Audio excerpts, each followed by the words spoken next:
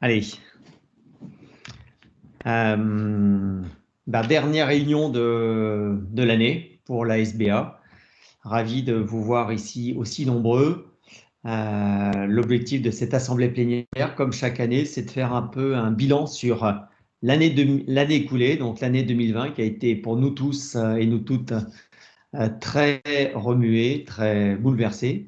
Je ne sais pas comme vous comment vous l'avez senti, mais c'est comme si elle avait démarré hier, tellement c'est allé vite.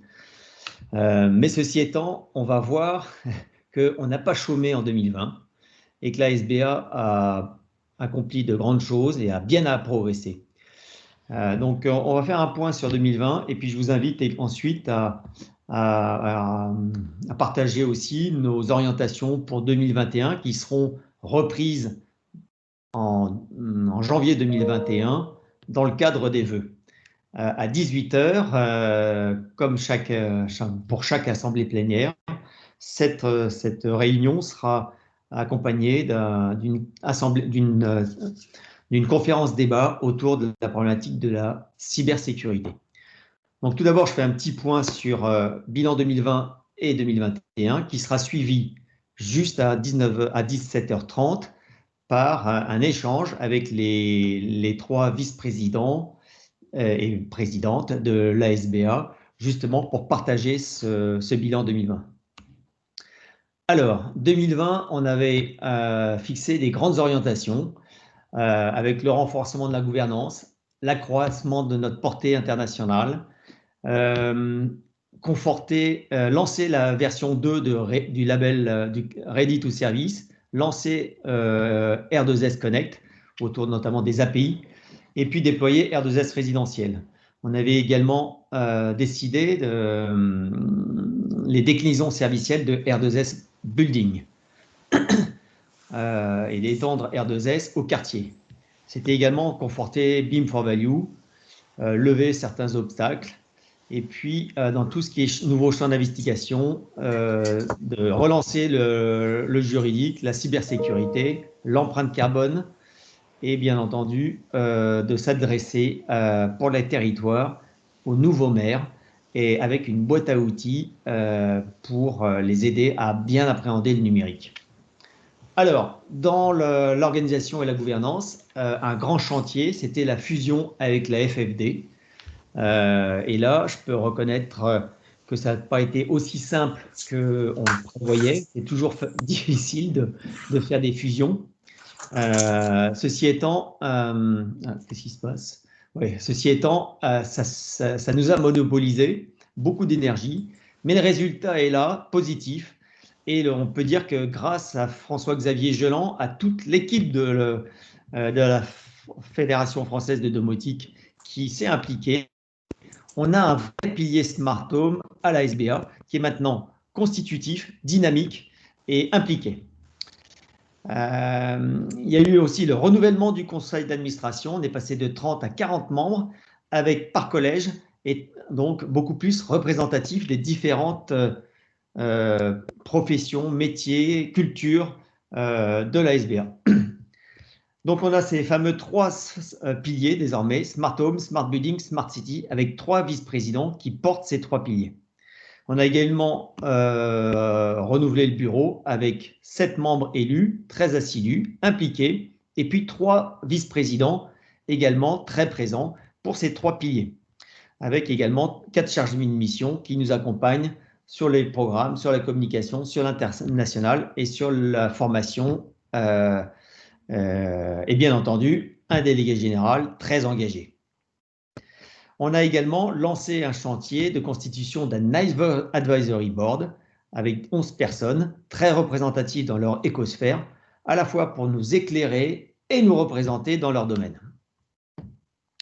Alors, le développement de l'ASBA, eh bien, dans un premier temps, on peut dire que l'ASBA est reconnue aujourd'hui comme organisation référente. Et ce qu'on a fait au niveau national, c'est les 10 recommandations Smart and Green qui ont été lancées en juin ou en mai à destination de tous les maires et toutes les élus de France.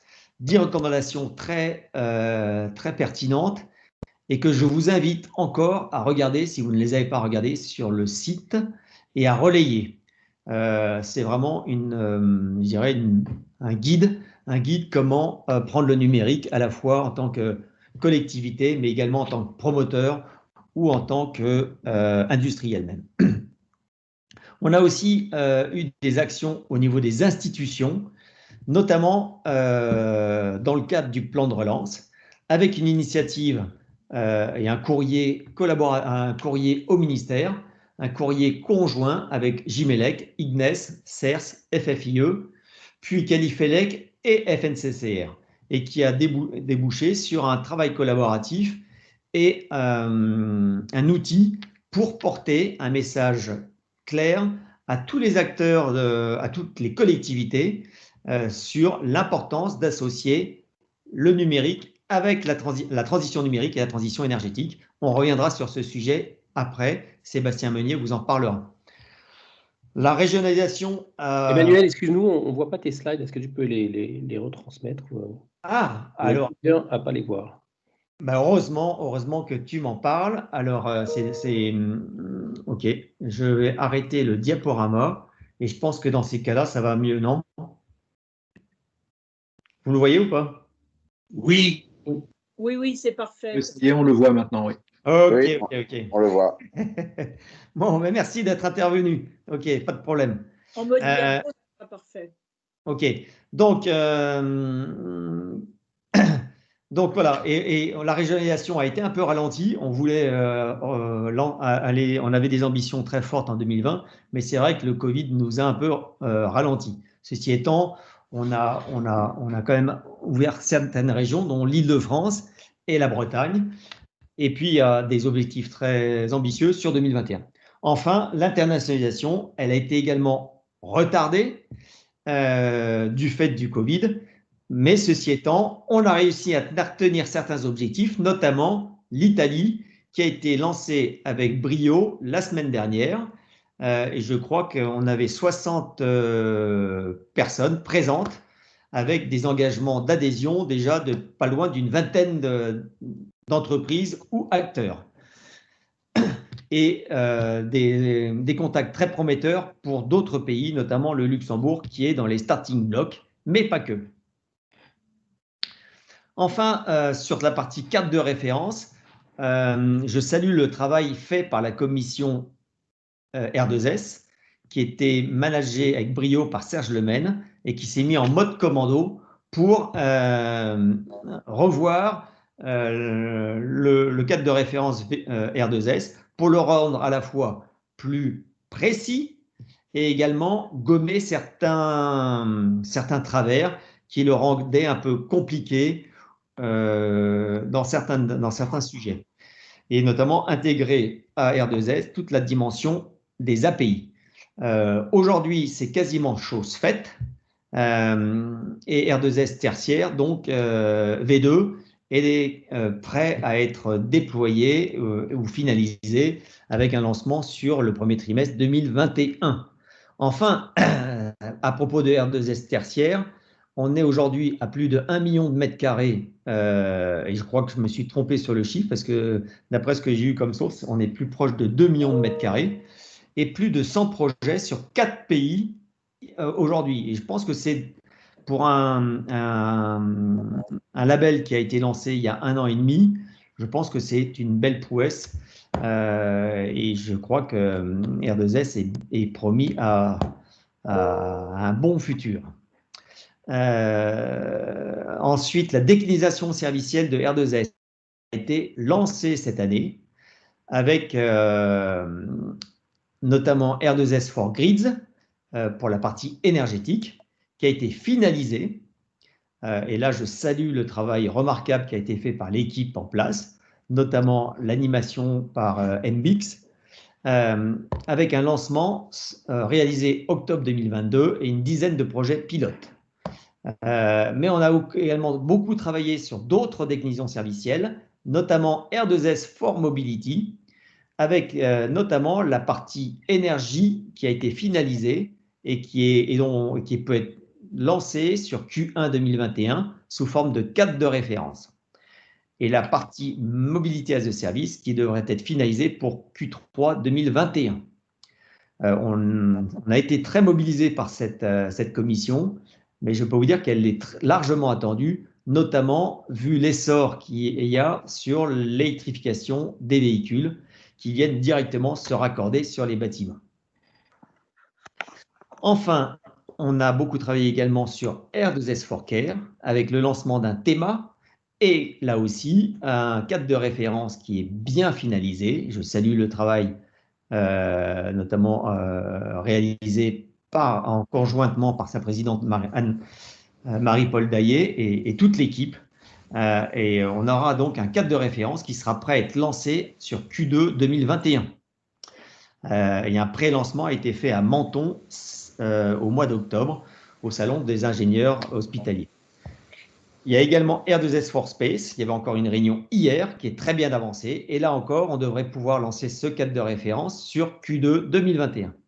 Enfin, R2S4Security avec un théma qui devrait être lancé sur Q2 2021. Donc, comme vous voyez, on n'a pas chômé. Et alors que cette déclinaison servicielle de R2S apparaissait un peu très ambitieuse début 2020, eh bien, à fin d'année, on est arrivé à l'objectif. L'objectif étant que demain, un bâtiment qui sera R2S, on puisse lui apporter des qualificatifs ou des qualificatifs serviciels comme l'énergie, comme la mobilité, comme les espaces, comme la sécurité, comme la signalisation, etc., etc. Enfin, un chantier qui nous a beaucoup pris et qui était majeur, c'était R2S résidentiel.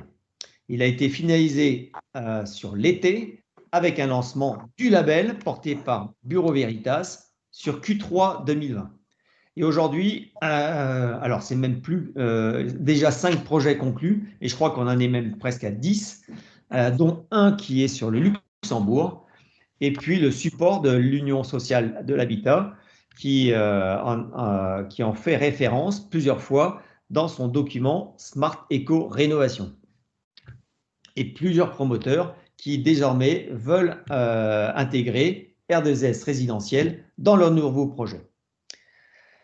Ensuite, je vous ai parlé d'API, c'est un sujet qui est majeur. On n'arrivera pas à cette interopérabilité, à cette interconnexion de tous les systèmes si on n'a pas effectivement identifié et défini les API. C'est une brique essentielle de R2S. Et là encore, on a réalisé un travail formidable avec l'aide notamment d'Alexandre Fund et le pilotage remarquable de Alain Kergoat. Et là, on a un document qui est finalisé et qui va être soumis pour discussion à toute la profession sur les 2 premiers mois de l'année prochaine pour finalisation, début, donc lancement et officialisation sur la fin du premier trimestre. Enfin, BIM for Value, qui avait été lancé à BIM, au BIM World en 2019. Et là, il y a eu aussi un remarquable travail de fait, avec là aussi une finalisation et une dizaine de projets pilotes lancés, dont un au Luxembourg également. Et surtout, on peut l'annoncer, une prise en compte et une coopération une coopération avec le plan BIM 2022 auquel BIM for Value est intégré. Et je pense que c'est un grand pas en avant qui nous permet vraiment de fédérer tous les acteurs du bâtiment dans cette démarche autour du BIM. Enfin, il y avait des nouveaux champs d'investigation comme la gouvernance des données. Et là, on a fait un gros travail sur la gouvernance des données dans le cadre de la commission Smart Aménagement. Et je vous invite à rejoindre ces groupes de travail car c'est clair, enfin c'est fondamental. On n'arrivera pas à gérer et à avoir la confiance à tous les niveaux de la société si on n'a pas posé la problématique de la gouvernance des données. Il y avait un sujet aussi sur l'ontologie commune pour l'IoT. Et là, on a travaillé pas mal on s'est rapproché notamment d'un projet qui est le projet CHIP, qui est un projet international d'interopérabilité des objets connectés. Enfin, je vous invite également à rejoindre la commission BIS qui a traité donc de l'operating system du bâtiment. Et là, on sera prêt avec un document pour Q1 2021.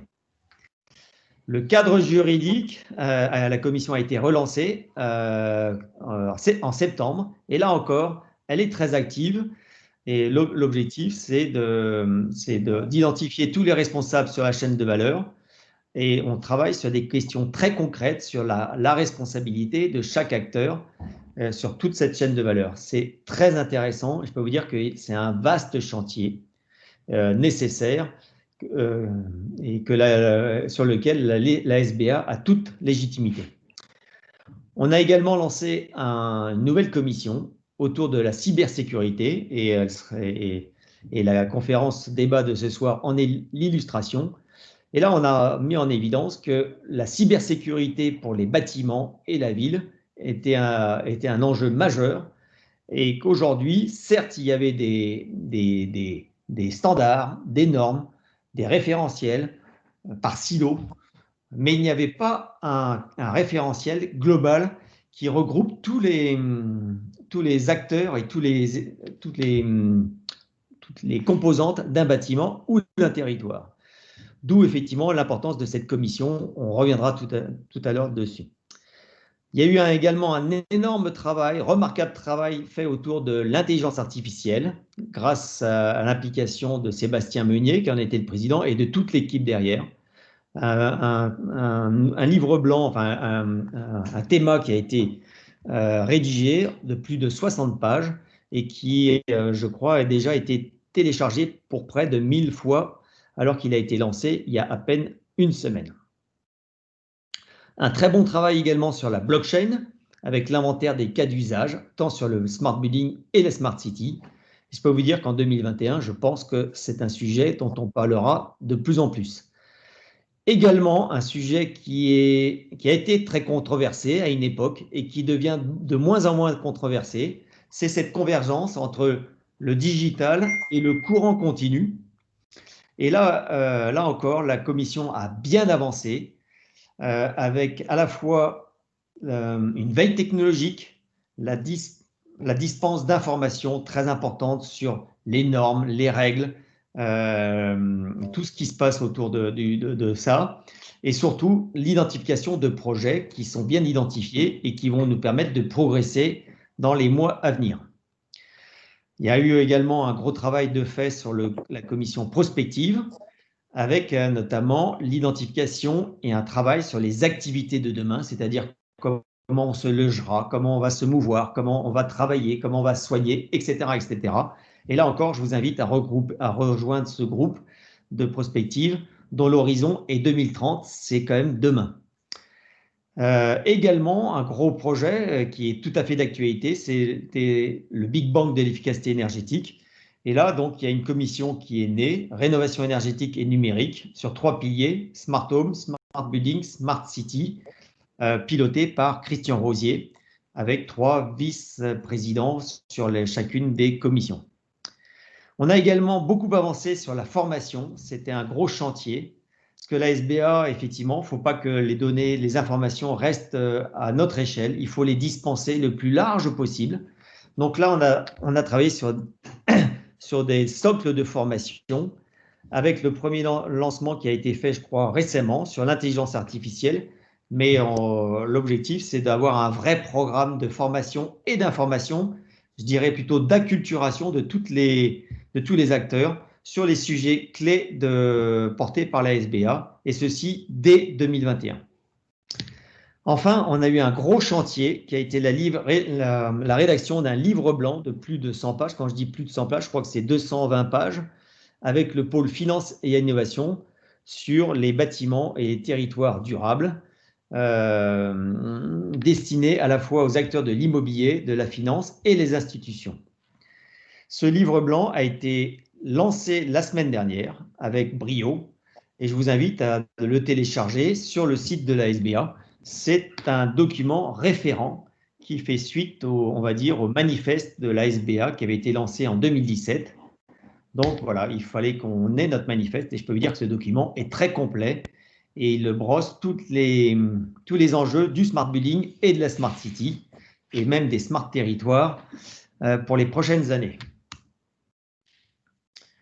Alors, on a fait de gros travaux aussi sur la communication avec la publication de thémas.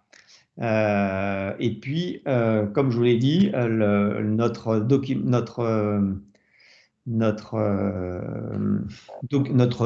document sur Smart and Green, les 10 recommandations, et également un motion design destiné également aux maires en 3-4 minutes pour les sensibiliser au numérique, à la combinaison du numérique et de l'efficacité énergétique ou du pilotage énergétique. Motion design, un atout pour la ville de demain que je vous invite encore à regarder.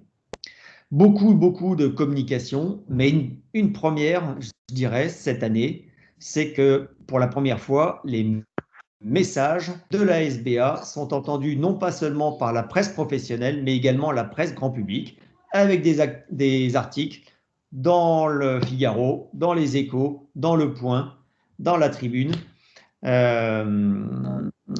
etc. Et même des interviews à la radio. On a également optimisé notre site, revu notre site pour qu'il soit plus lisible, avec notamment ces 3 piliers. Et puis on a lancé les smart, les estivales. Donc c'était un bon moyen de communiquer sur les travaux de la SBA, sur les travaux des 23 commissions, avec donc un rendu de chacune de ces commissions une fois par semaine, tous les jeudis de l'été. Enfin, donc, comme je vous l'ai dit, on s'est constitué d'un advisory board qui est présidé par Marc Demas, avec donc des personnalités que vous reconnaissez ici, toutes éminentes dans leur domaine et qui vont venir enrichir l'écosystème de la SBA et porter nos messages dans leurs écosphères. Alors, il ne me reste plus beaucoup de temps. Je vais quand même vous parler des grandes orientations de 2021 très rapidement. Tout d'abord, je pense que c'est important de faire un point de vie de la SBA. Ça fait 8 ans qu'on existe et donc on s'est prêté à un exercice de force et faiblesse. Parce que je pense qu'il ne faut surtout pas être, il faut être humble dans notre approche et toujours vouloir se remettre en cause. Donc c'est clair qu'après 8 ans d'existence, la SBA est reconnue par le monde professionnel. Nos cadres de référence sont reconnus avec R2S, ses déclinaisons, le BIM for Value. On produit avec les thémas, les présentations. Et il y a une grande représentativité de nos membres. Et je pense qu'aujourd'hui, c'est une force, cette représentativité. On est, je vous le dis, encore aujourd'hui, unique au monde par notre transversalité et notre représentativité comme type d'organisation. Cependant, on a également des faiblesses car on reste encore peu audible des institutions, y compris des collectivités. Certaines nous ont bien identifiés, elles sont même adhérentes à la SBA, comme Lyon, comme Bordeaux, comme Marseille, comme Orléans, comme Toulouse, mais si vous voulez, comme Nevers. Mais quelque part, je pense qu'il faut qu'on soit beaucoup plus reconnu. Notre présence aujourd'hui est inégale sur les régions et sur les territoires. Je pense qu'il y a encore un manque d'appétence des professionnels à porter nos de référence, nos messages. Je dirais qu'on est encore dans une approche trop élitiste où c'est vraiment le gratin des professionnels ou ceux qui veulent vraiment aller beaucoup plus loin qui portent nos cadres de référence. Mais on n'est pas dans une approche de massification. Or, compte tenu des enjeux aujourd'hui, je pense qu'il ne faut plus attendre. Alors, c'est vrai que c'est des opportunités, ces enjeux qui sont là aujourd'hui, ces défis de société. Et donc, je pense qu'il faut, au contraire, accélérer et aller beaucoup plus loin. Il faut élargir nos champs d'investigation avec un écosystème beaucoup plus large. Aujourd'hui, on est encore trop dans le bâtiment, parfois même dans la gestion technique du bâtiment, ce qu'on appelle la GTB. Heureusement, on n'est pas que là-dedans, mais on reste encore un peu trop imprégné de cette culture. Il faut qu'on aille beaucoup plus vers la mobilité, vers la sécurité, vers l'espace, également vers beaucoup plus élargir vers d'autres segments comme l'environnement, comme l'enseignement, comme la santé. Les opportunités, c'est également un besoin de rénovation et de mutation des bâtiments et des villes. On parle aujourd'hui de reconstruire la ville sur la ville. Eh bien, effectivement, c'est une opportunité et il faut que la SBA soit là pour porter les bons messages au bon moment. Il y a également une opportunité, c'est cette régionalisation et cette internationalisation. Enfin, il y a quelques menaces, il faut les reconnaître. On n'est pas seul à vouloir faire du transverse. Et on le sera encore moins, et je le souhaite. Également, on a des problèmes de ressources par rapport à la conjoncture, avec des membres qui s'interrogent sur reconduire leur adhésion à la SBA compte tenu du système économique environnant. Enfin, il faut dire que R2S est reconnu, mais aujourd'hui, il y a d'autres cadres de référence qui arrivent, d'autres labels, comme par exemple WiredScore pour les bâtiments tertiaires de grande surface. Alors, les objectifs pour 2021, si vous voulez, c'est contribuer. Notre objectif majeur, c'est contribuer à une prise de conscience par tous les acteurs, France et Europe, sur la pertinence du déploiement d'une infrastructure numérique dans tous les bâtiments et tous les territoires, conformes aux principes promus par la SBA, notamment l'ouverture des données, l'interopérabilité et cette fameuse mutualisation de l'infrastructure, des équipements. Et pour cela, il y a 3 niveaux d'action. L'acculturation et la communication, des travaux et de la production et du développement. Alors, l'acculturation et la communication, je vais aller rapidement, c'est les relations publiques, les affaires publiques. Il faut qu'on soit audible à la fois des médias pro, mais également grand public, presse nationale, presse régionale. C'est également la formation avec la SBA Academy pour les donneurs d'ordre et les prescripteurs. C'est également notre web qui est aujourd'hui très B2B. Eh bien, on veut avoir un web aussi maintenant B2C qui s'adresse au grand public, à vos clients, à tous les usagers, quels qu'ils soient. C'est vraiment un tournant fondamental dans l'histoire de la SBA. On n'est plus qu'entre professionnels, on doit avoir un discours qui s'adresse à monsieur tout le monde dans la rue, qui comprennent les enjeux du smart building et de la smart city. Et s'il veut avoir de l'information, il va sur notre site avec une communication bien segmentée, bien identifiée. Idem pour le blog. Il faut qu'on continue nos thémas, et notamment on va sortir un théma sur la mobilité, sur les cyberbuilding, sur la gouvernance des données, sur les espaces, sur la rénovation, sur l'empreinte carbone. On va continuer les webinars, les événements, et cette fois-ci, compte tenu du contexte, eh bien c'est clair qu'on va associer physique et digital, et sans doute plus digital que physique, suivant le contexte. Enfin, on va toucher d'autres médias, notamment la radio, avec un partenariat avec Bâti Radio ou Radio Imo. Et enfin, il faut qu'on communique beaucoup plus sur des cas d'usage, des retours d'expérience, et montrer qu'en fait, ces cas d'usage, ces retours d'expérience, ils doivent être exemplaires pour être massifiés et portés à grande échelle. Et donc, parler également de ROI et de bénéfices utilisateurs. Alors, les travaux et la production, eh bien, tout d'abord, en fait, on ne pourra pas réussir cette transition, cette mutation de société si on ne raconte pas une histoire que chaque citoyen comprenne de manière intelligible et qu'il s'en l'accapare. Et donc, cette histoire, écoutez, c'est porter une vision sur le bâtiment et la ville de demain. C'est notamment le travail de Work2 dans son groupe Prospective 2030.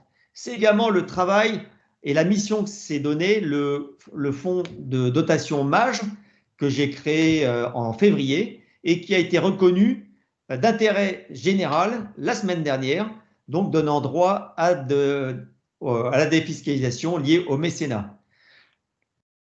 L'objectif ici, c'est vraiment de porter un message fort et d'acculturer le plus large possible sur ces mutations, sur cette révolution que j'appelle civilisationnelle.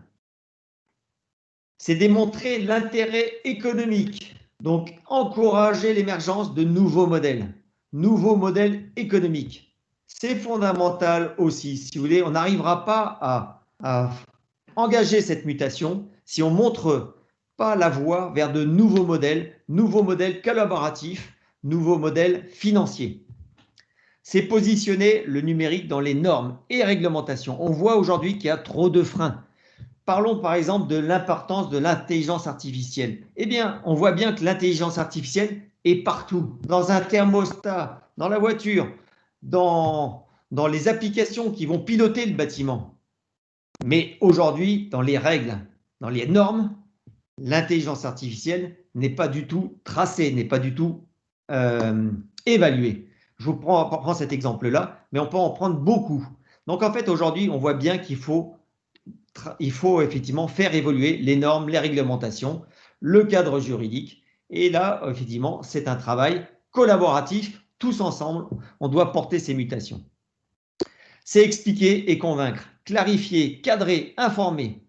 Et ça, à tous les niveaux de la société, c'est pourquoi on porte la régionalisation qui va permettre d'aller beaucoup plus loin. Enfin, c'est construire la confiance numérique. Et là, justement, c'est cette notion de gouvernance de la donnée qui est fondamentale. On n'arrivera pas à créer et à passer cette mutation, cette évolution, s'il n'y a pas de confiance numérique. Et à cet égard, la cybersécurité est fondamentale et la gouvernance des données avec le cadre éthique de la gouvernance des données. Travaux et production, effectivement, il faut qu'on embarque, il faut qu'on implique tous les acteurs concernés. Il faut qu'on élargisse l'écosystème. Je vous ai dit tout à l'heure, on est un peu trop entre soi, trop élitiste. Eh bien, il faut effectivement qu'on aille chercher d'autres domaines, qu'on aille travailler avec l'ensemble des professions et des organisations professionnelles sur la mobilité, sur la sûreté, sur l'électroménager, sur l'environnement. Je vous donne un exemple. Aujourd'hui, on parle de smart grid et tout de suite, quand on parle de smart grid, on pense énergie. Eh bien non, en fait, il faut qu'on pense smart grids au pluriel, déjà parce qu'il y a plusieurs réseaux d'énergie, mais également smart grids water, smart grids waste. Parce qu'en fait, on parle de réseau, on parle de flux, on parle de données. Et dans tous les cas, il y a convergence de ces données vers un operating system du bâtiment, du quartier. Et là, effectivement, à partir du moment où il y a une convergence des données, il y a une gouvernance des données et il y a des actions. Et on ne peut plus avoir des actions isolées, elles doivent être globales. Il faut également impliquer tous les acteurs. Et là, aujourd'hui, on doit élargir notre champ d'action, réunir toutes les maîtrises d'œuvre, maîtrises d'ouvrage, les industriels, et notamment les impliquer dans nos travaux. Et c'est ce qu'on va faire à la rentrée, notamment sur la version 2 de R2S et R2S Connect. Enfin, il faut qu'on engage toute la chaîne de valeur. Aujourd'hui, les assureurs, les banques sont encore trop absentes de la SBA. Je pense qu'en 2021, c'est notre enjeu. Il faut que vraiment le monde de la finance comprenne cet enjeu et s'associe à nos travaux et s'associe dans nos travaux collaboratifs. Idem pour les ESN, idem pour toutes les sociétés liées à l'environnement. C'est ensemble, tous ensemble, qu'on mènera à bien cette mutation de société. Alors, pour accompagner cette mutation, il faut aussi être proche de la région, d'où le développement régional. On va lancer un grand programme de régionalisation. On va s'appuyer sur les organisations professionnelles, notamment qui sont en région, comme l'AMF, comme l'APVF, comme l'IVD, comme la VDF, comme les villes Internet, comme la FFB qui est présente dans toutes les régions, comme la FFIE, comme Cobati, comme Edelec, Cabeb, Fedelec, etc. Il faut qu'on enrichisse les travaux par des retours d'expérience et des remontées terrain, et ceci au niveau local. On va porter également les messages à l'international. Donc, on a démarré avec l'Italie. Et maintenant, si vous voulez, l'objectif, c'est d'aller beaucoup plus loin avec de nouveaux pays comme l'Italie, comme la Suisse, le Luxembourg, le Benelux, enfin les Pays-Bas, la Belgique, l'Allemagne et d'autres pays, peut-être le Maghreb. Vous voyez, donc on a beaucoup d'ambition, mais c'est bien démarré. Et aujourd'hui, dans certains pays, il y a déjà des comités de pilotage. Et avant de lancer la SBA internationale, qui a été inscrite et qui a été votée par le conseil d'administration l'année dernière, on va créer un comité de liaison pour justement établir une liaison entre ces pays qui vont se lancer en 2021. Enfin, eh bien, on veut s'élargir aux branches professionnelles. La SBA veut être le point de référence numérique des bâtiments et des territoires de toutes les organisations professionnelles et associations. Mais là, une fois de plus, ce n'est pas une volonté hégémonique. Non, pas du tout. C'est toujours cette approche de partage, de bienveillance. Parce qu'on pense qu'en fait, aujourd'hui, c'est là où notre rôle, c'est de créer ce lien entre toutes ces organisations, d'établir ce lien et de créer justement, grâce à tous ces écosystèmes, une convergence pour mener à bien cette mutation de société que nous menons tous ensemble. Eh bien, j'en ai fini là. Je vous remercie pour votre attention. Je pense qu'il y aura des questions, mais avant, peut-être, je laisse la parole à Alain qui prend le relais et qui nous réunit avec nos différents vice-présidents. Merci Emmanuel. Oui, je ne prends pas le relais, je fais juste l'animateur avec Sébastien, François-Xavier.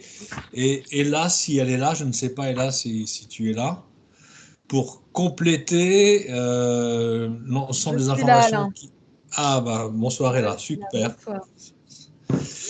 Donc, ce serait bien si vous pouviez, si vous aviez la possibilité d'allumer vos vignettes de vidéos qu'on vous voit, ce serait plus sympathique, me semble-t-il, si c'était possible. Donc l'idée, là, pendant la demi-heure qui suit, et avant la table ronde sur le thème de la cybersécurité, ce serait de compléter les points qui ont été évoqués par Emmanuel, les enrichir aussi de votre regard. En fait, comment vous avez vécu en tant que patron d'un des trois piliers de la SBA cette année, quels sont les faits marquants que vous souhaiteriez porter à notre connaissance?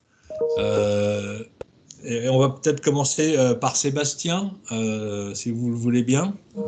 Donc, bonsoir. Sébastien, pour compléter ce que vient de nous exposer Emmanuel, est-ce que, en quelques mots, tu peux nous dire quels ont été pour toi les faits marquants sur le smart building? Oui, vous m'entendez bien? On t'entend bien, oui. On ne te voit pas, mais on t'entend. Voilà, on te voit. Ouais, voilà, c'est bon. Il faut le temps avec le nombre de connectés, que ça finisse par zoomer. Oui, donc qu'est-ce qu'on a fait en 2020 et puis les grandes orientations pour 2021? Alors en 2020, notre plan d'action était basé sur 4 axes.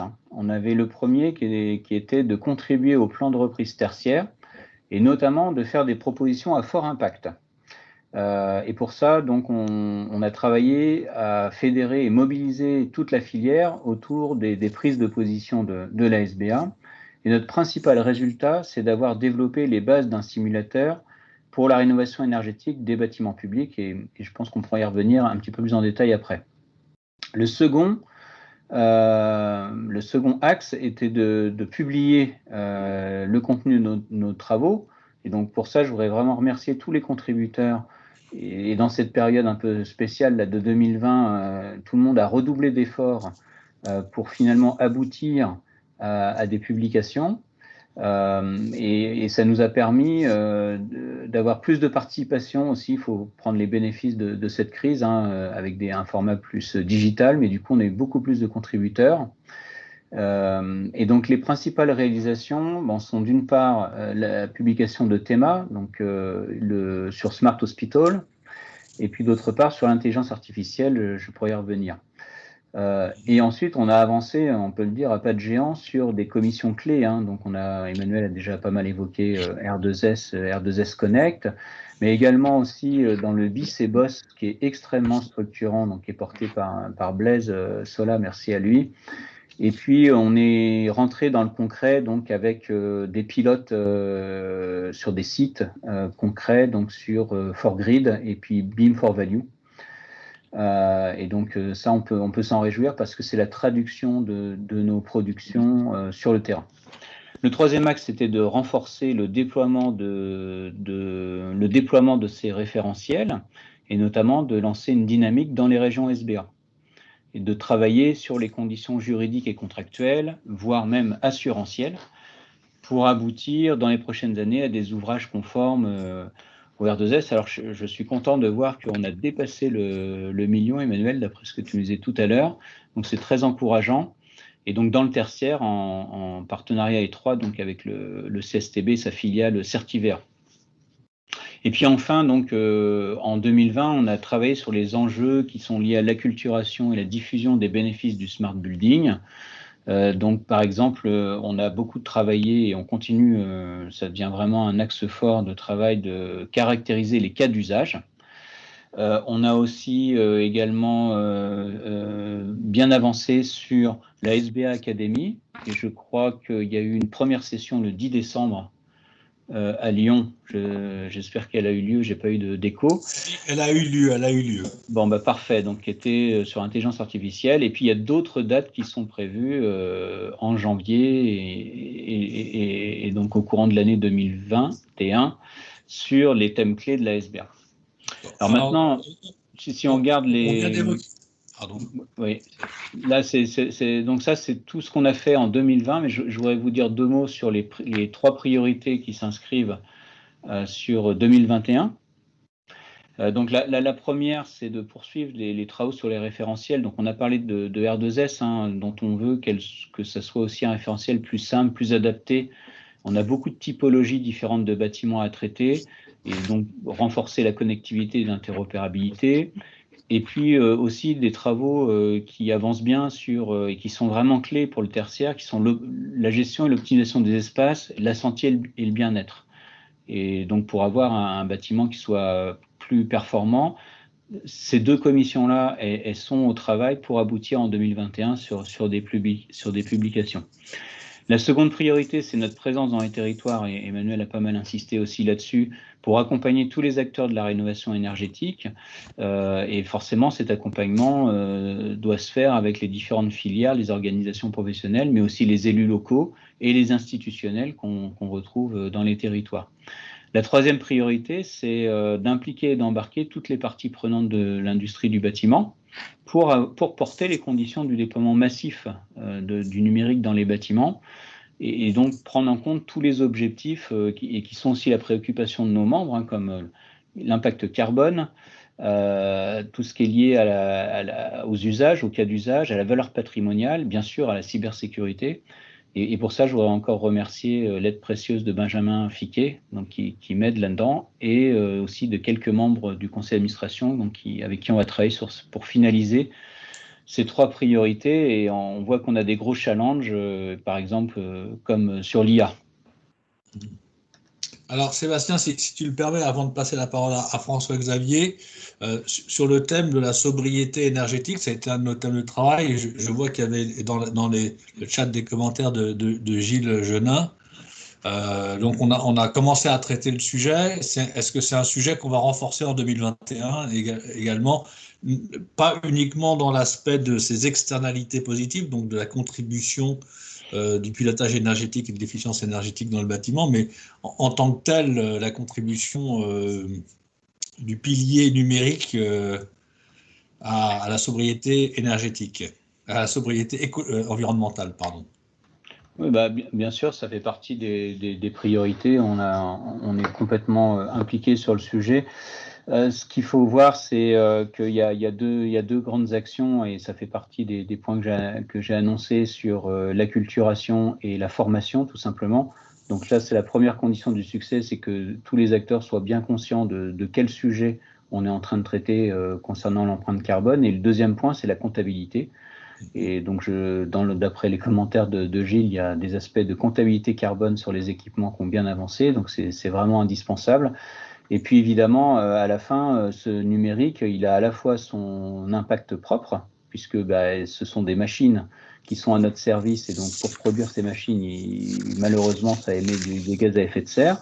Mais grâce à ces machines, on peut réaliser des opérations qu'on ne pourrait pas faire et pour sauver du carbone. Quand, par exemple, on évite de faire des déplacements, quand on réduit les surfaces occupées, quand on évite le gaspillage.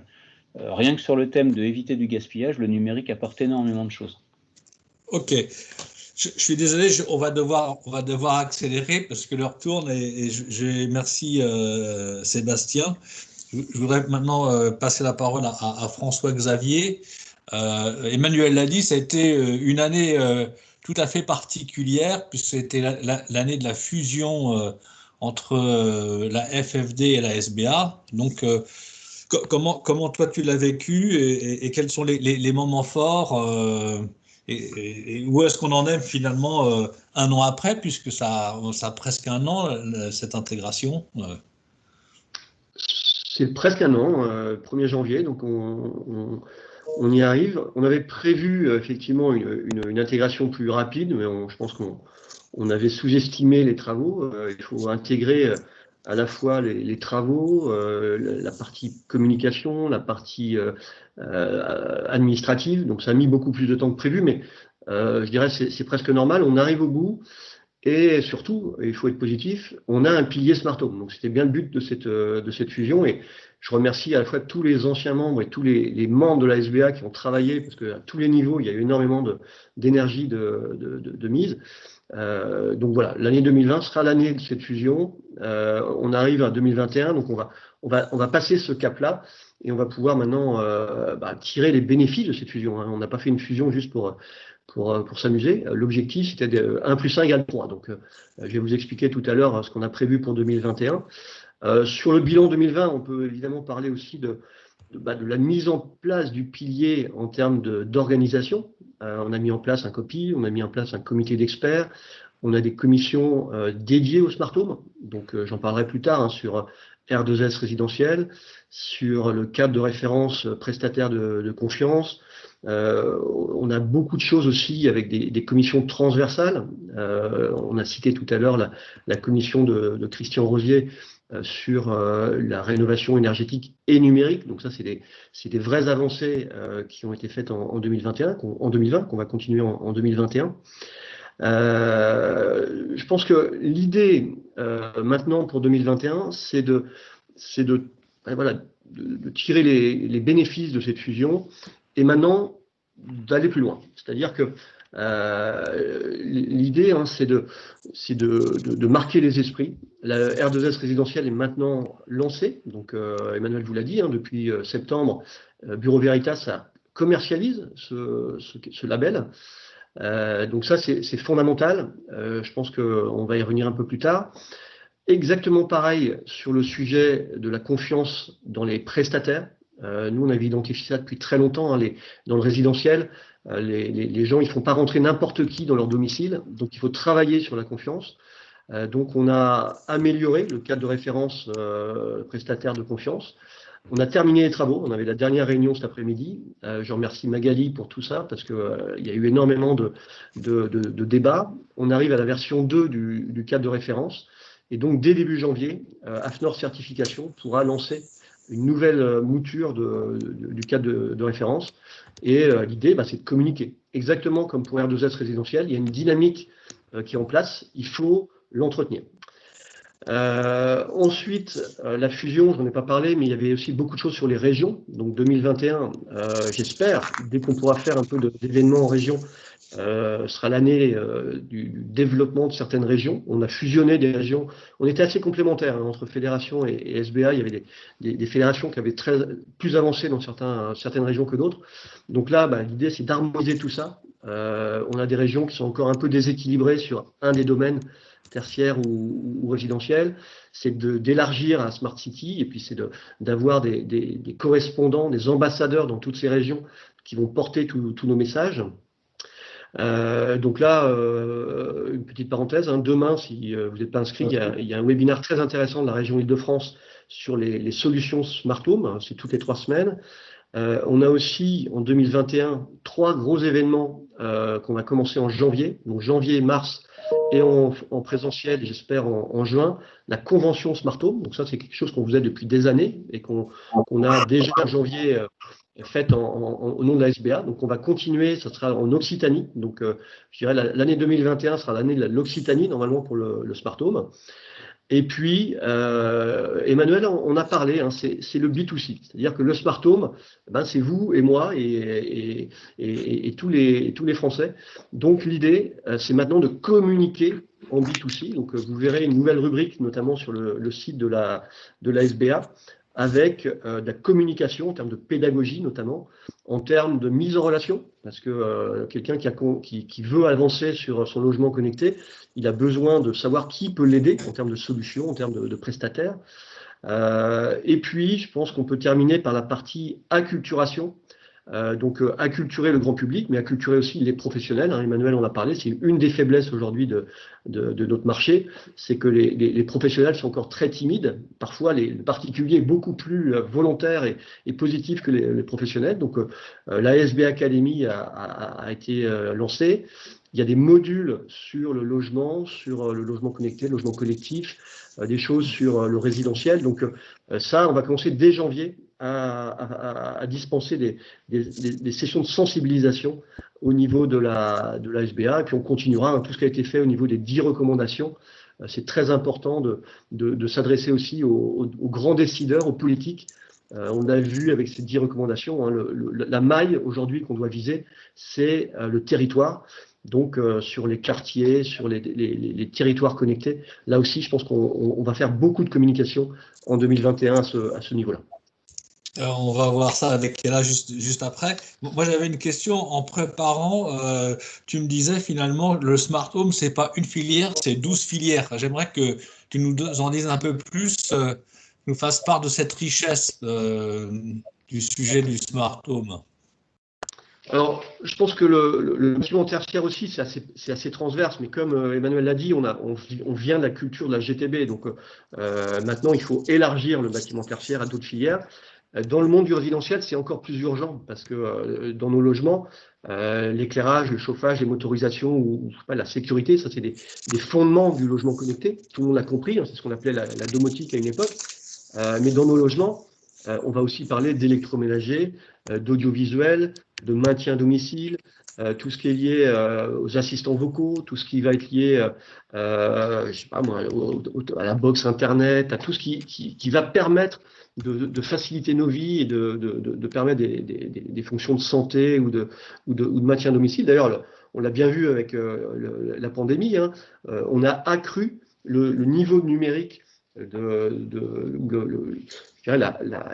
l'urgence du numérique dans nos logements. Et donc l'idée maintenant, c'est d'accélérer sur toutes ces filières. C'est-à-dire que la SBA doit maintenant prendre en compte ces filières et s'adresser aux organisations professionnelles, aux réseaux d'installateurs de ces différentes filières pour les monter aussi en compétence sur le numérique et de faire en sorte que monsieur et madame tout le monde non seulement comprennent que le numérique peut les aider au niveau de leur logement, mais comprennent que c'est transversal et qu'on est capable de fédérer, de simplifier et non pas de multiplier les interfaces, de multiplier les applications, de multiplier les télécommandes, les boutons.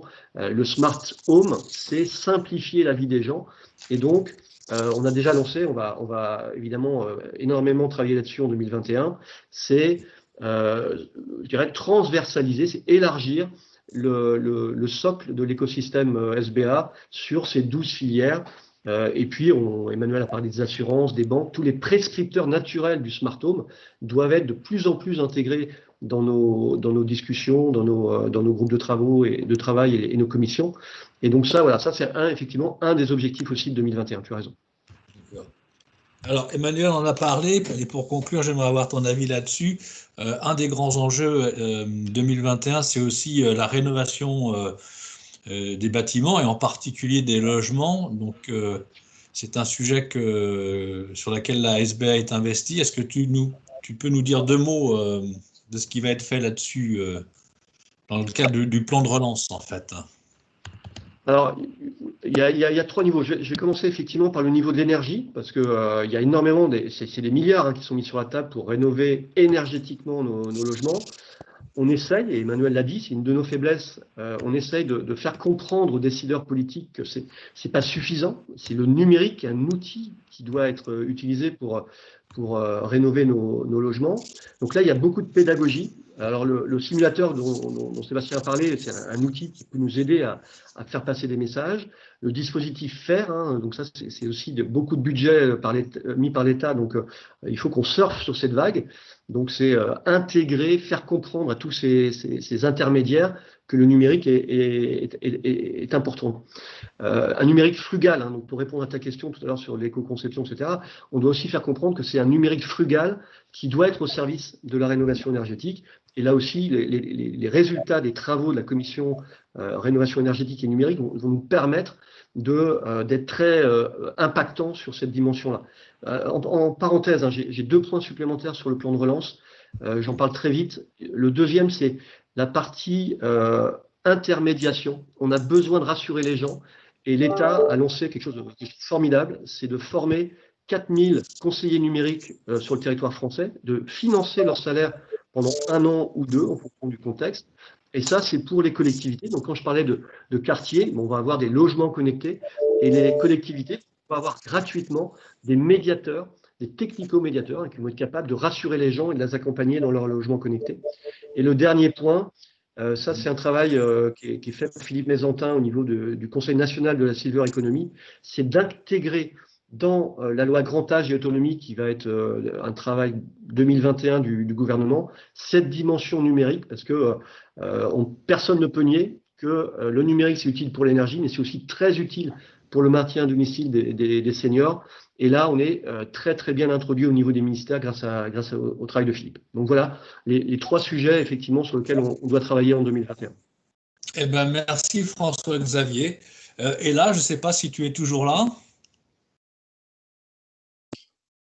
Il est là. Oui, j'étais en mute, Alain. Oui, je suis toujours là. Attentivement. Bonjour, Ella. François-Xavier le disait, et Emmanuel aussi, et tout le monde le disait, finalement, notre grand enjeu, à nous, la SBA, et plus généralement, c'est de passer à l'échelle, c'est de passer du logement, du bâtiment au territoire. Donc ça, c'est ta partie, et là. Oui. Donc, comment tu vois les choses? Alors, comment on va faire pour ce passage à l'échelle? Est-ce que tu peux nous dire quelques mots du plan et du programme? Alors, avec plaisir, Alain. Alors, bonsoir à tous. Alors, je vais rebondir sur plusieurs points qui ont été dits par Emmanuel et abordés également par Sébastien et François-Xavier. C'est vrai que le passage à l'échelle à un niveau ville et plus largement territorial est un enjeu complexe. Et c'est vrai que sur ce pilier-là, on est sur le dernier bébé de la SBA entre guillemets moins mature sur ce sujet. Donc, on est sur un sujet de plus longue haleine.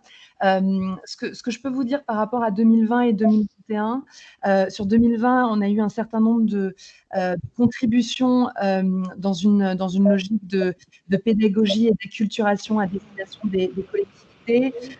C'était notre contribution au Motion Design sur cette échelle ville-territoire, sur les recommandations Smart et Green qui sont particulièrement utiles pour les collectivités et également une contribution qui a été publiée dernièrement, réalisée par Finance Innovation et la SBA, qui est également un outil très utile à destination des collectivités notamment, et qui reprend les messages clés qui sont les nôtres sur l'alliance du Smart et du Green.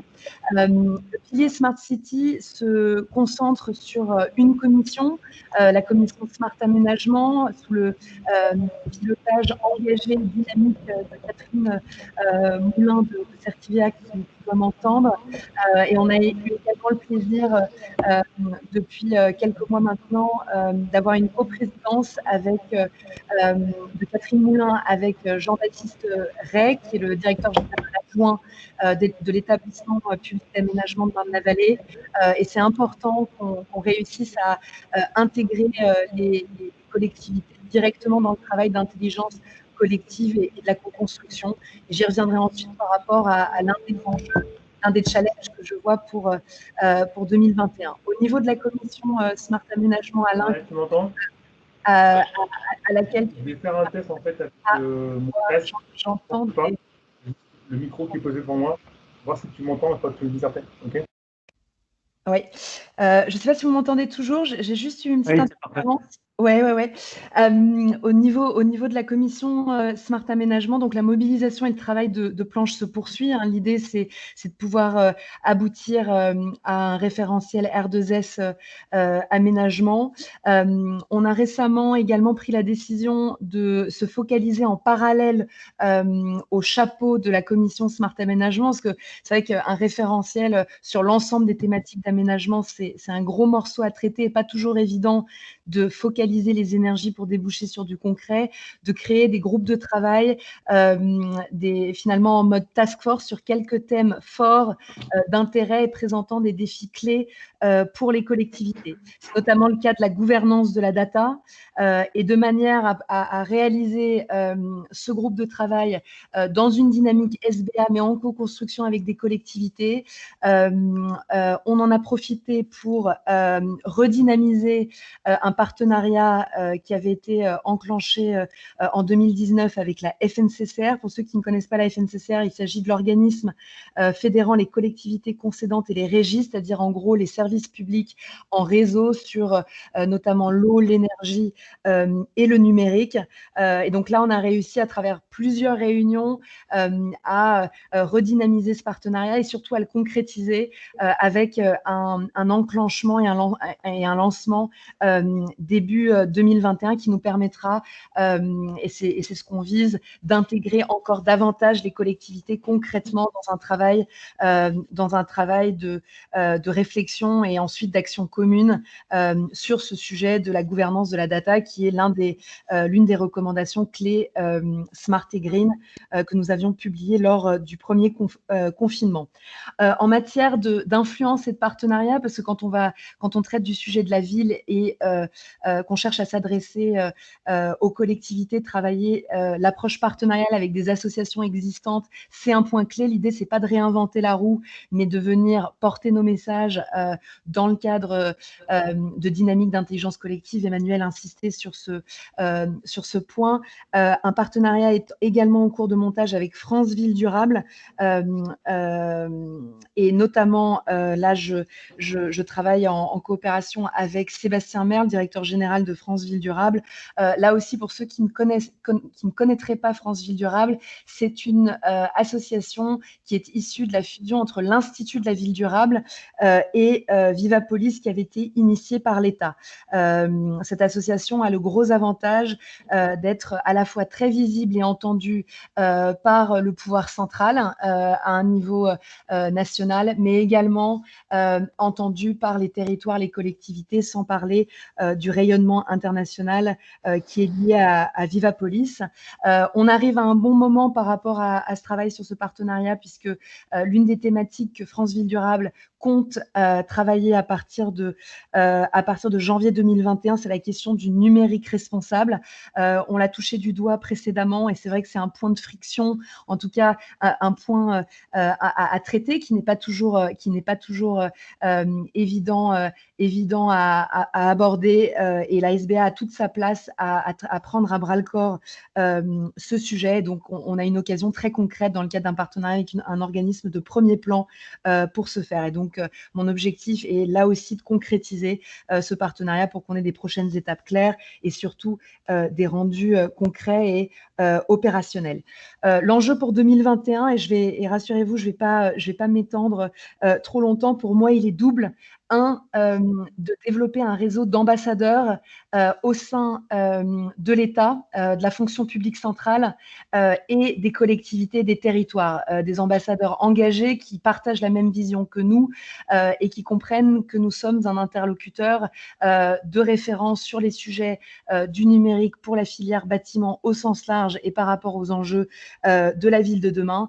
On peut nous-mêmes porter les messages, mais rien de tel qu'une dynamique en cartographie, en réseau. Et donc, on va travailler aussi bien avec un réseau, la constitution d'un réseau d'élus et d'un réseau au niveau des agents publics, direction générale des services techniques, pour que nos messages puissent être portés et cette conviction partagée et réalisée sur le terrain. Et puis le deuxième enjeu que je vois pour 2021, alors ça là aussi c'est un travail de longue haleine, c'est de travailler directement avec les collectivités, qu'on soit davantage identifié par les collectivités, par les territoires, et que nos cadres de référence soient vraiment perçus comme des outils opérationnels. Et là, travailler sur des cahiers des charges et sur ce rapprochement notamment de la transition numérique et de la transition environnementale au niveau de la ville sera essentiel, et ça ne pourra pas se faire sans un travail en direct avec les collectivités, car ces deux sujets sont encore aujourd'hui traités de manière distincte. Voilà pour un bilan très rapide 2020 et des perspectives sur 2021. Merci Alain. Merci. On t'entend pas, Alain. Ah. Voilà. Et du coup, je présenterai le simulateur plutôt fin janvier. On aura des éléments concrets à montrer, et également développés en partenariat avec la FNCCR pour à destination des élus locaux pour la rénovation énergétique de leurs bâtiments. Donc, comme le temps est un peu trop court, je vous présenterai ça fin janvier. Super, merci. Pardon, mon micro était coupé là. J'ai repris. Donc, merci à tous. On va devoir malheureusement conclure cette phase. Merci en tout cas de vos éclairages. Je disais que le programme pour chacun et chacune allait être très chargé, en particulier celui d'Ella, là, il est très chargé et très riche en 2021. Et ce sont des grandes étapes qu'on va franchir sur le territoire en 2021. Sur l'ensemble des piliers, bien sûr, mais en particulier aussi sur le territoire. Emmanuel, je voudrais juste que tu puisses conclure ce tour de table, parce qu'on a dépassé l'heure, il est 18h06, et on doit démarrer maintenant la session sur la cybersécurité. Est-ce que tu peux à la fois conclure ce chapitre SBA, nous donner le premier rendez-vous de l'année 2021, et puis introduire le thème de ce soir, donc cette table ronde sur la cybersécurité. Entendu. Ben, je vais être bref. Oui, merci à vous trois pour compléter notre plan d'action 2021 et pour aller dans le sens d'Ella. C'est vrai que, et de tous, la notion de territoire, la notion de quartier va être fondamentale. Il y a un mot qu'on n'a pas prononcé encore ce soir, c'est hybride. C'était le thème des universités qui ont eu lieu en octobre. Et si vous voulez, cette notion d'hybridation ou d'hybridité de l'ensemble de notre société est fondamentale. Et à commencer par les réseaux, mais également le bâtiment, la mobilité. On voit bien qu'en fait, on va vers une grande hybridation de tout notre environnement. Et ça ne peut marcher que si on est interconnecté et qu'il y a un arbitrage avec de l'intelligence artificielle, l'arbitrage en temps réel. Et donc, ça nécessite d'avoir une gestion maîtrisée et sécurisée des données. Tout ça, c'est quelque chose sur quoi on travaille aujourd'hui et qu'on doit travailler encore plus en 2021. Parce que cette hybridation, on voit bien que c'est une réponse aux enjeux de société, mais pour qu'elle se passe, il faut qu'il y ait le socle qui le permette. Et je pense que la SBA a ici une mission. Aux universités, j'ai parlé de troisième révolution urbaine qui porte justement cette hybridation de notre société, où il faut repenser les bâtiments, repenser la ville, repenser la mobilité. Avec trois axes majeurs, c'est la frugalité, la mixité et la proximité. C'est un vrai changement de paradigme qu'il faut accompagner. Et pour ça, il faut de la confiance. Et la confiance, c'est, comme on en a dit, tous l'a dit, et puis j'ai vu les commentaires de Gilles Genin, c'est déjà la confiance dans le numérique, dans sa consommation énergétique. Et bien entendu, ça va être un élément majeur sur 2021 sur l'empreinte carbone du numérique dans les bâtiments, dans la ville.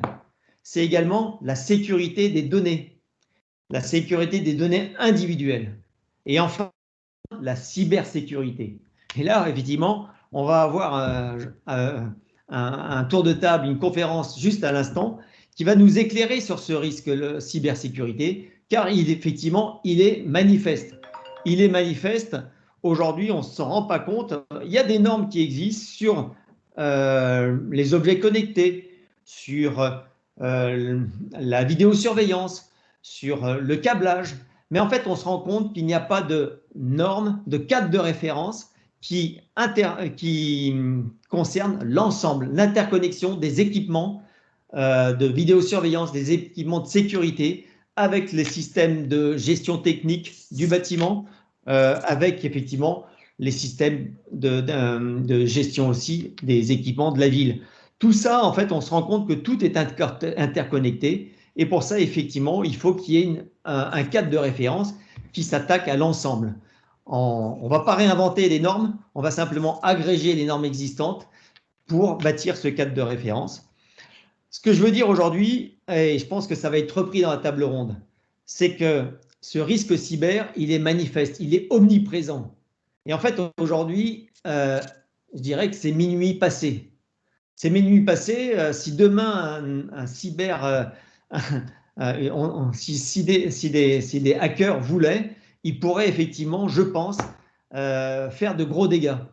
Ce n'est pas encore le cas, mais je pense que ça peut arriver du jour au lendemain. Et donc, c'est urgent qu'on arrive avec ce cadre de référence. On l'a vu dans le cadre de la commission, il n'existe rien au niveau mondial sur cette interconnexion des systèmes entre eux. Eh bien, l'ASBA a toute légitimité avec l'ensemble des parties prenantes, et ceci, c'est un enjeu français, mais aussi européen, voire mondial, d'accoucher d'un cadre de référence qui puisse être une référence française, mais européenne. Voilà, donc je pense qu'on a beaucoup d'acteurs autour de la table et je les invite à nous rejoindre, Alain, parce qu'on va beaucoup apprendre ce soir sur ce risque cyber et ça va nous engager encore plus l'année prochaine pour mener à bien ces travaux. Et dernier message, mais je pense qu'il sera repris, c'est que quand on parle de risque cyber, on est tous responsables à tous les niveaux, mais il y a notamment les dirigeants, quels qu'ils soient, ont un rôle majeur à jouer car ils doivent se comprendre qu'ils sont personnellement responsables. Et donc, quand on parle de risque cyber, eh bien, ils doivent s'impliquer et ils doivent comprendre. Merci.